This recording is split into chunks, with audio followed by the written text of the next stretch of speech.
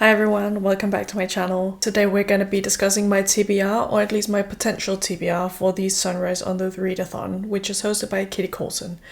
I am going to be linking her video about the Readathon below, and it's a readathon that starts today and runs for the entirety of July. It's a readathon where you can read whatever you want, but there are a few prompts that give you extra points, and that's what I'm going to be discussing today. And as you can tell, I am a Leo, District 1, Luxury. So I wanted to dress up a bit, put on some jewelry, put on some glitter, put on some makeup, a nice dress, just to represent my district. Because why not? Why not make it a little fun? Luxury District, Leo District, of course it is. So there is a month-long prompt to read one of the Hunger Games books. I don't know if I'm gonna get to that, but I will try to get to at least the other 4, which is Battle 2, 3, 4, and 5, which all have different themes. I'm going to start with the books that I'm reading for week 1, which is right now. And for that I am going to be reading, or I'm going to be continue reading Wild Dark Shores. So I'm currently reading this book, and you're allowed to continue books in. You can just only count the pages you read in July, and that's fair. But I just really want to finish this book. So this book is about a dad and his 3 kids who live on a remote island. Up until recently, there were a lot of researchers and scientists also on the island, but they're no longer there. And then suddenly a woman washes ashore. And we're trying to figure out who she is. If the family is a little sketchy, is she a little sketchy? We don't know. So I'm gonna continue that. I'm also gonna continue The Other Year by Frey, which it follows a story of a mother and her daughter, but it's told in 2 timelines. It's told in a timeline where everything is normal, everything's fine. And then it's told in a different timeline where on a beach day you also see in timeline 1, the daughter actually drowns in an accident. So you get to see the 2 different timelines of this mother's life, depending on if she was answering this text or not, and how this little decision to read and answer a text changed her entire life. So I'm also going to be continuing that. I am reading it through NetGalley, so thank you to NetGalley for the audiobook of it. I also need to read Orbital by Samantha Harvey for book club. This book follows 6 astronauts as they orbit around Earth. We basically get to know them, we get to see their lives up there, how they bond. We also get to see glimpses of their earthly life. I've only read 30 pages of it, so I'm not quite sure. But yeah, I also need to read that. And lastly, for the ones that I'm not using for any prompts, even though this one does fit, but it only fits after I need to read this book by, so doesn't matter. But another book club I'm in is reading A Man Called Ove by Fredrik Backman. This is a book I've already read. It is in fact my favorite book. So I wanted to reread it for my book club before they discuss it, because it has been quite a few years since I've read it. But yeah, I want to reread that. Grumpy old Swedish man, new family moves into his neighborhood, changes his outlook on life. What's not to love? And now let's get into the actual prompts. So for Battle 2, which is in next week, we are gonna be reading banned or challenged books. For this I have 3 options I'm deciding between, or maybe I will have time to read all of them, who knows. But my goal is to read 1 book from each prompt. But yeah, I'm picking a few just to give myself options and also to give you a few ideas. If you can hear my cats eating in the background, I'm so sorry, but they're hungry, so. So the first book I'm considering for this prompt is 19 Minutes by Jodi Picoult. I'm sorry if I'm saying that name wrong, but this is an author I've heard a lot about, and this book specifically I've seen has been banned or challenged a lot in the US. So I'm picking this, hoping to get to this one specifically. But this one is about the aftermath of a school shooting in a small town. Do I need to say more about why it's been challenged or banned in the US? I don't think so. Personally, I think it's a very important story, especially because it's something that happens a lot. So I have this on my list. Also on my list is All Boys Aren't Blue by George M. Johnson. This book is a memoir. It's about gender identity, it's about consent, toxic masculinity, inequality, black joy. This is a book I've also heard so much good about, and I've had it on my bookshelf for ages. I have no excuse to not have read it yet, so it's on this list now. And I'm hoping to get to it.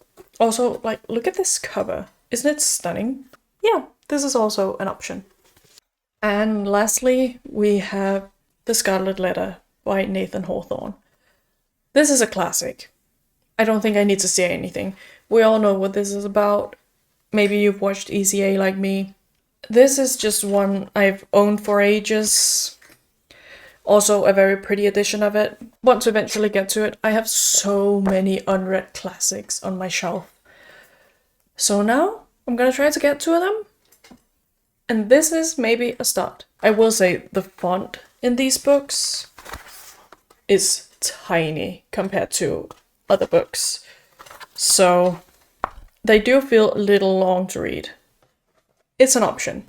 So Battle 3, also week 3 of July, is Marginalized Authors. And for this, it's basically any marginalized group. People of color, other gender identities, sexualities. My first book that I'm considering is Your Silence Won't Protect You by Audre Lorde. Audre Lorde is an essayist and poet, or she was. She died in the 90s. But she described herself as a black lesbian, so good option. She talked a lot about intersectional feminism. She also talked a lot about identity and social norms. So this is a collection of her essays and poems about all of that. I've had this book for ages. My friend got it for me, and I just have yet to read it, and I feel bad about that. So now it's on this list to hopefully get through it. The second book I'm considering for this prompt is The Invisible Life of Addie LaRue by V.E. Schwab. V.E. Schwab uses she/they pronouns, and I feel like I'm the last person on earth to get to this book. This book was everywhere a few years ago, and I'm finally getting to it. Yay me! As far as I know, this book is about a young woman who has made a deal to live forever, but no one ever remembers her, which seems like a very lonely existence. Maybe I'll finally get to it. I have never read a V. Schwab book before because I'm not the biggest fantasy person, but this feels like light magical realism. So I feel like I could get into that. And lastly, for this prompt, we have Beasts of a Little Land by Juhea Kim. Juhea Kim is a South Korean author, and if you didn't know, I'm half South Korean, and I want to read more from South Korean authors. I felt like this was an appropriate time to put it in here. Juhea Kim has been recommended to me a few times now. I don't know how to put this into my own words, so I'm basically just gonna read you a little excerpt. It says, an epic story of love, war, and redemption set against the backdrop of the Korean independence movement, following the entwined fates of a young girl sold to a Kurdistan school and the penniless son of a hunter.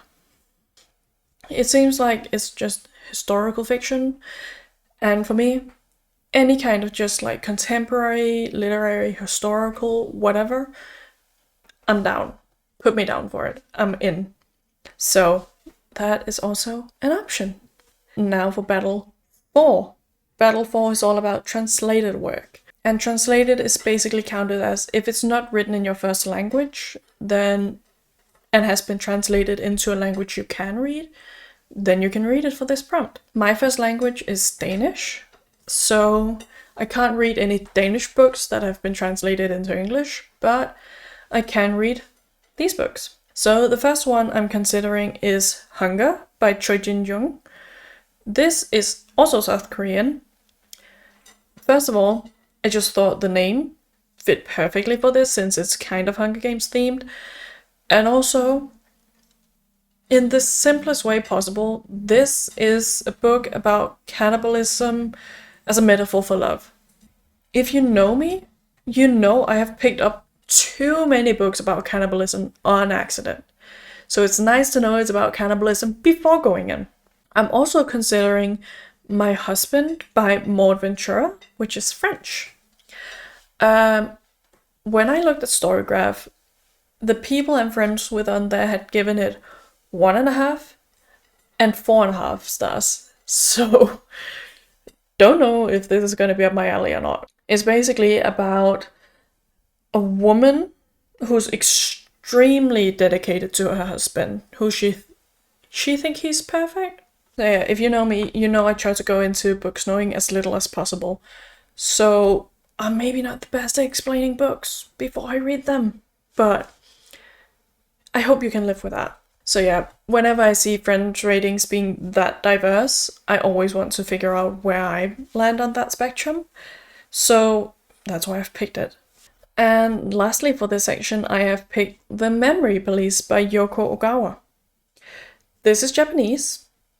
This author has written The Housekeeper and the Professor, which is a book I gave 5 stars. And I feel like why not put a book in here from an author I've read from before and also given 5 stars, because it just makes sense, right? I also don't know a lot about this. I'm pretty sure there's something about policing memory. Call me a genius. I just figured that out on my own. Wow.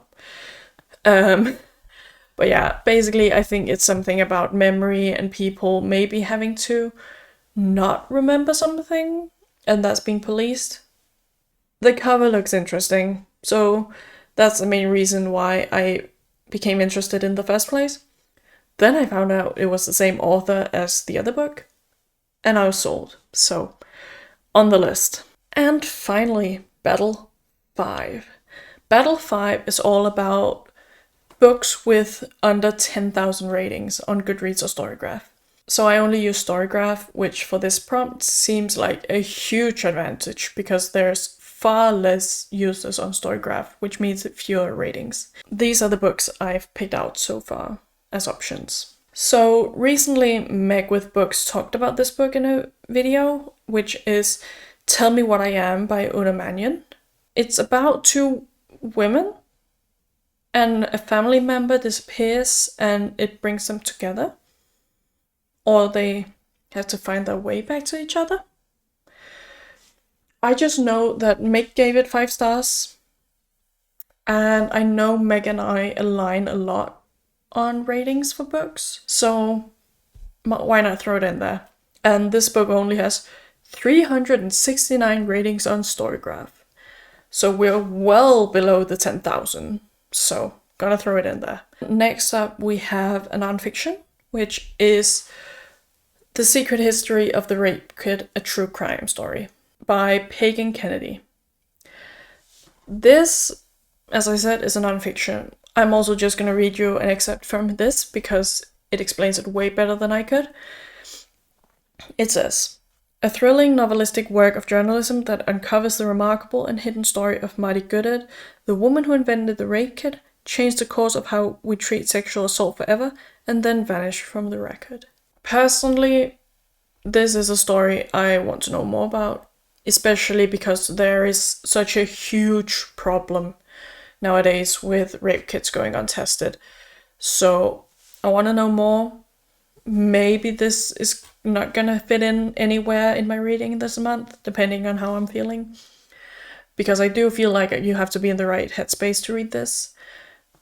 But I wanted to throw it out there as an option, especially because on Storygraph it only has 1,198 ratings. The next book we have is Hard Copy by Fien Veldman. This book sounded weird. I heard about it from What Ray Reads here on YouTube. I think she mentioned it on her Instagram. And it sounded weird. It sounded for the weird girls, which is me. I read a lot of books just because they sound weird. And I am often the person to do it for the plot, so everyone else can not do it and I can just tell them about it. We have Hard Copy. Hard Copy is about a customer service assistant who forms a relationship to a copy machine. I hope it's not sexual. It doesn't seem like it. It seems like it may just be in a friendly way, colleague way, friends way. Don't know. I don't want to know before I go into it, but it sounded weird. Just gonna give it a go. And it also only has 510 ratings on Storygraph, so again, well below the 10,000. And lastly, we have Sky Full of Elephants by Cebo Campbell. This book I heard about from Kayla from Books and Lala. So this one sounds interesting because it's about what it means to be black if there were no white people on Earth. So basically one day all white people disappear from Earth. So yeah, this is basically about what's it like to be black if there are no white people. And that sounds interesting to me. I'm half South Korean, I'm half British, I was born and raised in Denmark. I'm obviously not black. I am half white, born and raised in a white country, with a little Asian in me. So I cannot relate at all. One of the fun things about reading is you get to put yourself in other people's shoes, which personally I love to do, because there's no fun in just seeing the world from one perspective. Or at least not for me. Maybe some people enjoy only having one perspective on the world, but not for me. These are the books I'm considering for the Sunrise on the Readathon. Let me know what you're planning on reading, or if you're in the same district as me. Are you also District 1, Team Leo? Are you also a luxury bitch? So let me know down below. And also, if you have any recommendations for me to read, please let me know. I'm always open to it. I have an ever-growing TBR, just like any other reader. Thank you for hanging out with me today. I'll update you throughout July on how the readathon is going, and I'll see you next time. Bye!